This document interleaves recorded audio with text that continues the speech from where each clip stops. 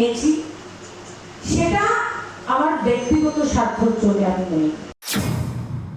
All India Trinamool কংগ্রেসে যোগদান করি, সুস্মিতাদের কাউকে ফোন করে বলেন যে তৃণমূল কংগ্রেসে যোগদান দিন। যে আশা করি মুখ্যমন্ত্রী ডক্টর হেমন্ত বিশ্ব শর্মা যখন মুখ্যমন্ত্রী হলেন উনি একটা মিনিস্ট্রি গঠন করলেন। সেই মিনিস্ট্রির নাম কি? Indigenous ministry.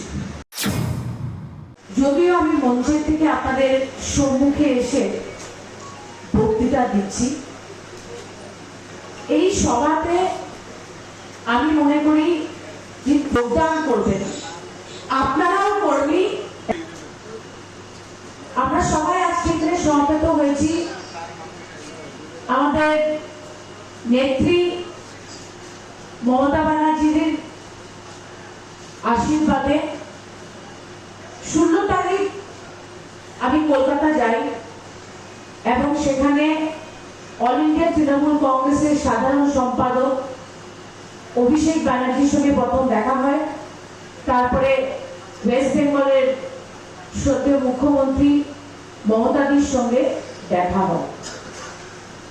এই সিদ্ধান্ত আমি কেন নিয়েছি সেটা নিয়ে অনেক আলোচনা হচ্ছে, সমালোচনা হচ্ছে এবং পত্র-পত্রিকাতে আপনারা প্রত্যেকে দেখতে পেরেছেন বিভিন্ন মন্তব্য আমার পক্ষ থেকে বা অন্যান্য দলের পক্ষ থেকে।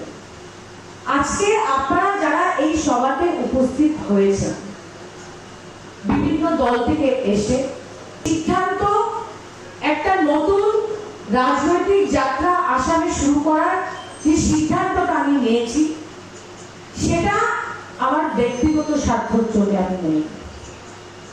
আপনারা চিন্তা করে দেখবেন, আপনারা ভালো করে ভেবে দেখবেন যে 16 তারিখ যখন আমি অল ইন্ডিয়া তৃণমূল কংগ্রেসে যোগদান করি, সুস্মিতাদের কাউকে ফোন করে বলেন যে তৃণমূল কংগ্রেসে যোগদান দিন। যারা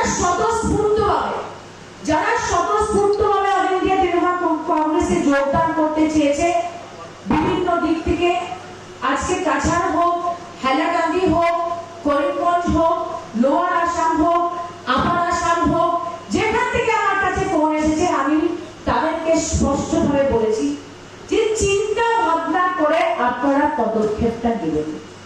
কারণ যে দলে আমি নিজে 91 থেকে রাজনীতি করছি সেই দলটা আমি 30 বছর পরে ছাড়তে কেন বাধ্য হয়েছি সেটা নিয়ে অনেকের সঙ্গে আলোচনা হয়েছে। কিন্তু আমি মনে করি যে আজকে ভারতবর্ষতে যে পরিস্থিতি তৈরি হচ্ছে, আমরা দেখতে পেরেছি যে 2014-তে ভারতীয় জনতা পার্টির সংখ্যাগরিষ্ঠতা নিয়ে সরকার গঠন করে ভারত সরকার গঠন করে। কিন্তু 2014-র পরে আমি সবাইকে বলছি যে আপনারা আত্মচিন্তন করে দেখেন যে ভারতবর্ষ এগিয়ে গেছে না ভারতবর্ষ পিছিয়ে গেছে। আজকে বেরোজগারি বেড়েছে। আমি বরাত নিয়ে যদি শুরু করি আমি একটার পরে একটা আমি বলে যেতে পারবো যে আজকে কেউ জবাব দিতে পারবে যে আশা করি মুখ্যমন্ত্রী ডক্টর হেমন্ত বিশ্ব শর্মা যখন মুখ্যমন্ত্রী হলেন উনি একটা মিনিস্ট্রি গঠন করলেন। সেই মিনিস্ট্রির নাম কি? Indigenous ministry. কি লোক গঠন করলেন? আর আমি যতদূর জানি বাজেটে 100 রয়েছে। যারা বিধায়করা রয়েছেন যে কিলোজিয়ার বিশ্লেষণ কি কেউ জানে না, কিন্তু এই মিনিস্ট্রি আজকে শুরু করা হয়েছে 100 কোটি টাকা দিয়ে। সেই প্রশ্ন করার জন্য সেই প্রশ্নগুলো করছে কে? সেই প্রশ্নগুলো করবে। আজকে আমি জিজ্ঞেস করতে চাই যে আমাদের বরাকে আজ পর্যন্ত 4টা সেতু আছে। মধুরা সেতু আছে, করাতি ডাঙ্গা সেতু আছে, সুনাইয়ের ডুঙ্গিপাড়ের সেতু আছে, বাগদিপাড়ের সেতু আছে। 11 বছর হয়েছে এইগুলা 4টা সেতু আজ পর্যন্ত সম্পূর্ণভাবে কাজ হতে পারে। যদি আমি কোনো কথা বলি যেটা সত্যি না, আমি আপনাদের বলবো যে এই সভার মধ্যে দাঁড়িয়ে বলবেন যে সুস্মিতা দেব মিথ্যা কথা বলছে। আজকে 2014 নির্বাচনে যারা মহাসড়কে ইস্যু বাজপেয়ী আমাদের দেশের প্রধানমন্ত্রী ছিলেন, উনার মূর্তি তৈরি করে আজকে মধুরা পার্কে লাগানো হলো, কিন্তু সেই মহাসড়ক আজ পর্যন্ত শেষ হয়নি। আমি জিজ্ঞেস করতে চাই যে ভারত সরকার ঘোষণা করেছিল যে বর্ডার হাট হবে, সেই বর্ডার হাট আজকে বরাকে কোথায়? আমি জিজ্ঞেস করতে চাই যে আমরা যেখানে সভা করছি সেই সভার পাশে ডিস্ট্রিক্ট লাইব্রেরি ভাঙা হয়েছিল, আজকে সেই ডিস্ট্রিক্ট লাইব্রেরির কাজ বন্ধ করে। শিলচরের ফ্লাইওভার কোথায়? আজকে করিমগঞ্জ মেডিকেল কলেজ নিয়ে নাটক চলছে। আজকে পত্রপত্রিকাতে লেখা হয়েছে যে 10 কিলোমিটারের মধ্যে, শহরের থেকে 10 কিলোমিটারের মধ্যে জমি দিতে হবে করিমগঞ্জের মেডিকেল কলেজের জন্য। এটাই যদি নিয়ম ছিল, এই কথাটা 3-4 বছর আগে আসাম সরকার বলল না কেন? সেটার কোনো জবাব নেই।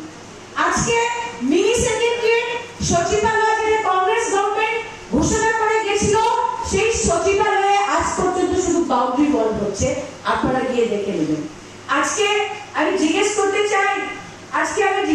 চাই যে শিলচর মেডিকেল কলেজের আপগ্রেডেশন নিয়ে 2020 থেকে ডিপিআর খালি অফিস থেকে ঘুরছে, কিন্তু সেই ডিপিআর আজকেও বাস্তবায়ন হয়নি। আমার মনে আছে সেই দিন যে নীতিন গাডকারিজির সঙ্গে দেখা করলাম, উনি বললেন যে বরাক নদী খনন হবে। বরাক নদী তো খনন হলোই না, উল্টা স্যান্ড মাইনিং হলো, বালু সিন্ডিকেট হলো আজকে বরাকের খনন নিয়ে। এইগুলো প্রশ্ন কেন কোনো দল তুলতে পারছে না? আজকে আপনারা বলেন ডিজেল পেট্রোলের দাম কোথায়, এলপিজি গ্যাস সিলিন্ডারের দাম কোথায়, আজকে বেরোজগারি কোথায়? আমাদের মাননীয় সাংসদ, শিলচরের সাংসদ প্রকাশ্য সমাজে বলেছেন যে বরাক ভ্যালির ছেলেমেয়েরা 3rd আর 4th গ্রেডের চাকরি পাওয়ার সেই যোগ্যতা নেই, কিন্তু সবাই চুপ। আজকে পেপার নেই, শুধু কাছাড়ের পেপার নেই না, নলবাড়ির পেপার নেই, 2টা পেপার নেই বন্ধ হলো। সর্বানন্দ সোনোয়াল, যিনি আসামের মাননীয় মুখ্যমন্ত্রী ছিলেন, উনি প্রধানমন্ত্রীর সম্মুখীন হলেন এই পেপার মিলগুলো খোলার জন্য, কিন্তু আজ পর্যন্ত খোলা হলো না। আমি বিজেপিকে প্রশ্ন করতে চাই যে আপনারা আপনাদের নিউজ বলতে পারলেন না, এত সমস্যা। আজকে আমি লাগে 1 ঘন্টা শুধু দেশের সমস্যা